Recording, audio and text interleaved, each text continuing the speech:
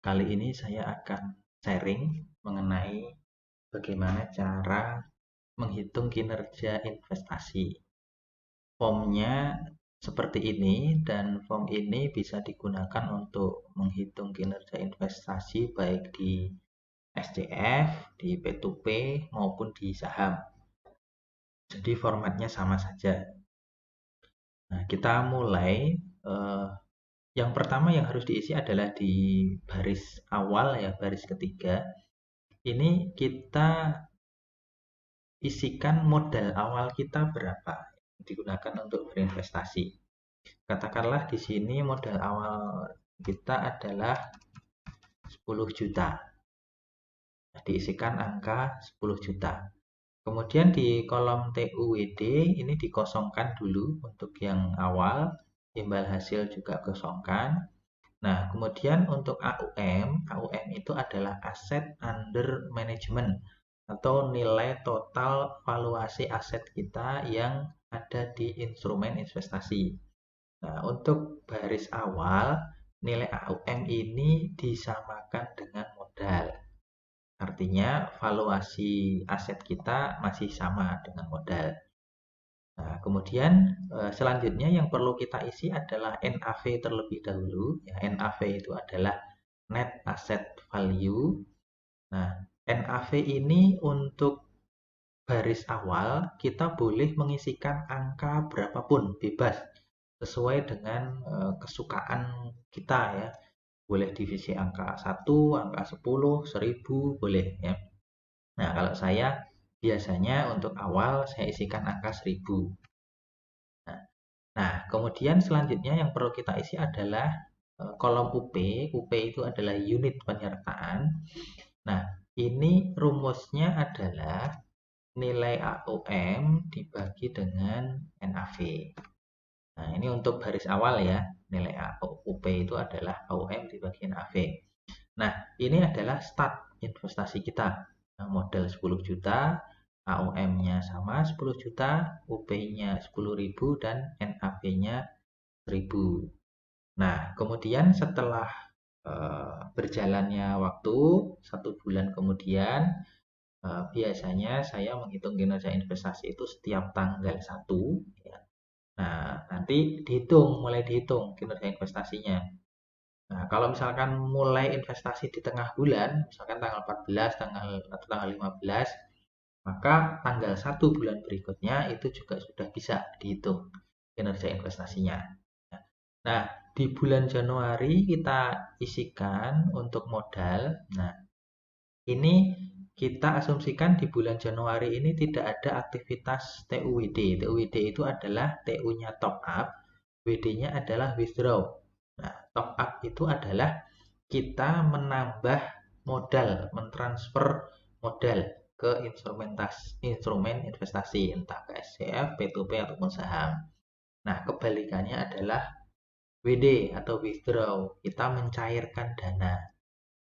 Nah, kita katakanlah di bulan Januari ini kita nggak ada aktivitas TUWD sehingga modal kita masih sama, ya, 10 juta. Nah, kemudian kolom imbal hasil ini sudah ada rumusnya, ya, rumusnya, jadi tidak perlu diisi. Kemudian kolom AUM, nah untuk kolom AUM bulan selanjutnya ini kita mengcopy paste dari aplikasi. Nah, ini saya kasih contoh di sini. Kalau misalkan di Savik, nah, kita masuk ke akun Savik kita masing-masing, kemudian klik di portfolio, maka akan tertampil di sini seperti ini ya, total aset Anda. Nah, angka yang ada di sini di copy, kemudian di paste ke AUM, ke kolom AUM. Nah, ini kalau di Savik. Kalau misalkan di Dana Syariah, nah ini agak beda. Ya, di Dana Syariah kita perlu menjumlahkan nilai aset yang atas, yang RP ini, ditambahkan dengan total imbal hasil. Itulah nilai AUM. Ya, jadi harus dijumlahkan dulu untuk Dana Syariah. Nah, kalau misalkan di saham, ini saya menggunakan RHB, sekuritasnya. Kalau misalkan masuk ke menu portfolio, nanti ada total aset. Nah, ini juga di copy paste saja. Kemudian contoh lain di Stockbit, ya aplikasi Stockbit ini juga untuk saham. Itu ada, kalau masuk ke portfolio, ada total equity yang warna biru ini. Nah, nanti tinggal di copy, di paste ke AUM. Nah, contoh katakanlah misalkan AUM-nya di sini adalah 11 juta. Nah, nilai AUM kita 11 juta, artinya ada penambahan ya, yang tadinya modalnya 10 juta berkembang menjadi 11 juta. Nah, untuk kolom UP, nah kolom UP ini selama tidak ada aktivitas TUWD di sini, maka UP ini disamakan dengan bulan sebelumnya. Nah, di sini bulan sebelumnya adalah 10.000, maka UP di bulan Januari juga 10.000. Kemudian kolom NAV ini sudah ada rumusnya untuk bulan-bulan selanjutnya. Rumusnya di sini adalah AUM dibagi UP.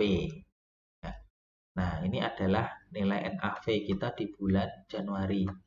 Dan nanti perhitungan kinerja investasi itu kita menghitung penambahan aset di NAV. Ya, nah, jadi di sini contohnya di MOM. MOM itu adalah month on month. Artinya kinerja bulan ini terhadap bulan sebelumnya. Nah, jadi di sini bulan sebelumnya 1000, bulan ini 1100, maka nilai kinerja investasi MOM-nya adalah 10% atau aset kita mengalami kenaikan sebesar 10%. Kemudian kalau YTD itu year to date, itu adalah perhitungan kinerja investasi sejak awal bulan sampai dengan bulan berjalan. Kemudian untuk STD ini adalah start to date, artinya perhitungan kinerja investasi sejak pertama kali kita berinvestasi sampai dengan bulan berjalan.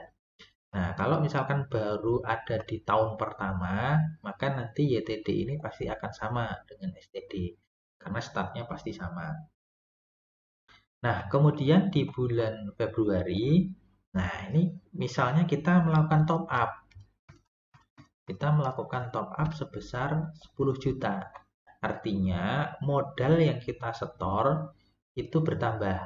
Nah, rumusnya adalah nilai modal bulan sebelumnya ditambah dengan nilai top up-nya. Nah, maka modal kita bertambah menjadi 11 juta.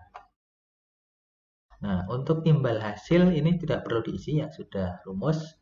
Rumusnya adalah imbal hasil ini adalah nilai AUM bulan berjalan dikurangi nilai AUM bulan sebelumnya. Contohnya ini di bulan Januari ini ada penambahan imbal hasil sebesar 1 juta ya. Nah, kemudian untuk AUM, nah ini sama ya, tinggal copy saja dari aplikasi investasinya, di copy paste sini. Katakanlah di sini menjadi 12 juta. Nah, ini yang perlu diperhatikan ketika menghitung atau mengisi kolom UP ketika ada aktivitas top up ataupun withdraw. Nah, di bulan Februari ini ada aktivitas top up, maka kolom UP ini tidak boleh disamakan dengan bulan sebelumnya. Nah, kalau misalkan disamakan dengan bulan sebelumnya, nah, maka seolah-olah kinerja investasi kita sangat bagus tuh, 1 bulan naik 9%. Dari year to date 20%. Luar biasa. Padahal kenaikan ini karena ada top up. Nah, sehingga perhitungan ini menjadi tidak valid. Nah, maka kolom UP, nilai UP-nya harus kita hitung dulu. Caranya adalah dengan menggunakan tabel yang ada di sebelah kanan. Nah, yang atas ini ada tabel top up. Ini untuk menghitung nilai UP setelah top up. Nah, caranya kita isi ini nilai top up-nya. Tadi nilai top up-nya adalah 1 juta.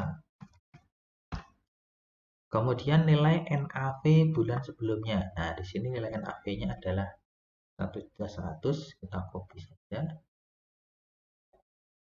Untuk kolom yang berwarna putih ini tidak perlu diisi. Sudah ada rumusnya. Kemudian nilai UP bulan sebelumnya. Nah, nilai UP bulan sebelumnya adalah 10.000. Kita copy paste saja. Nah, kita dapatkan nilai UP setelah top up adalah 10.909. Ini kita copy saja sini. Nah, maka kita mendapatkan nilai kinerja investasi di bulan Februari untuk MOM-nya adalah 0. Kenapa 0? Karena kenaikan AUM itu sama dengan nilai top up kita. Artinya secara imbal hasil investasi tidak ada yang kita dapatkan di bulan Februari. Nah, ini kan lebih real ya. Nah, kemudian katakanlah di bulan Maret kita melakukan withdraw. Nah, katakanlah kita melakukan withdraw sebesar 500.000. Nah, maka modal kita tentu berkurang ya. Yang tadinya 11 juta berkurang 500.000. Nah, untuk withdraw dituliskan menggunakan angka min ya, minus supaya kita bisa membedakan mana yang top up, mana yang withdraw. Nah, rumusnya kita copy saja dari yang atas ini, kita copy. Nah, modal kita berkurang ya, tadinya 11 juta dicairkan 500.000 sehingga tinggal 10.500.000. Nah, kolom AUM sama ya, copy paste dari aplikasi. Katakanlah di sini modal kita AUM kita menjadi 11.500.000. Nah, sekali lagi karena di sini ada aktivitas withdraw, maka kita tidak boleh menuliskan UP ini sama dengan bulan sebelumnya. Ya, kalau misalkan kita samakan dengan bulan sebelumnya, maka yang terjadi adalah seolah-olah kinerja kita minus di bulan tersebut. Padahal minusnya ini karena ada pencairan dana. Ya, nah, kita hitung dulu nilai UP-nya. Nah, untuk menghitung nilai UP setelah withdraw, kita menggunakan tabel sebelah kanan yang bawah. Nah, tabel yang bawah ini adalah untuk menghitung OP setelah withdraw. Nah, caranya sama. Di kolom ini diisi nilai withdraw-nya. Kalau di sini tidak usah menggunakan angka minus, ya tadi 500.000. Kemudian nilai NAV sebelumnya kita copy, ya, nilai NAV sebelumnya. Kemudian kolom yang putih tidak perlu diisi. Kemudian UP bulan sebelumnya kita copy, ya, UP bulan sebelumnya. Maka kita mendapatkan UP setelah withdraw. Nah, angka inilah yang kita copy ke nilai UP-nya. Nah, maka yang terjadi adalah kinerja kita di bulan Maret secara MOM 0. Kenapa? Karena nilai AUM-nya, pengurangan nilai AUM-nya itu full karena withdraw.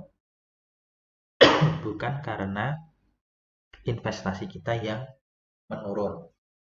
Nah, seperti itu yang dilakukan ya.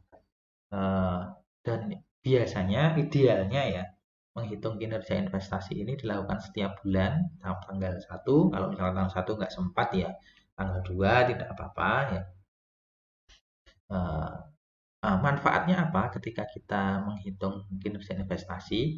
Yang pertama adalah kita jadi tahu ya perkembangan investasi kita. Nah, apakah naik, apakah turun? Kalau misalkan naik, apakah sesuai dengan harapan atau ternyata masih kurang? Nah, kalau masih kurang kan berarti kita mengevaluasi ulang metode investasi kita, mana yang bisa diperbaiki dan seterusnya. Ya. Kalau ternyata sudah sesuai harapan, ya berarti tinggal dilanjutkan saja. Nah, kemudian di bagian bawah ini sudah saya buatkan grafiknya ya supaya lebih mudah untuk melihat kinerja investasi kita. Nah, ini yang diplot di grafik ini adalah YTD ya, year to date. Jadi yang kolom J ini bukan MOM. Nah, seperti itu cara menghitung kinerja investasi ya. Semoga bermanfaat.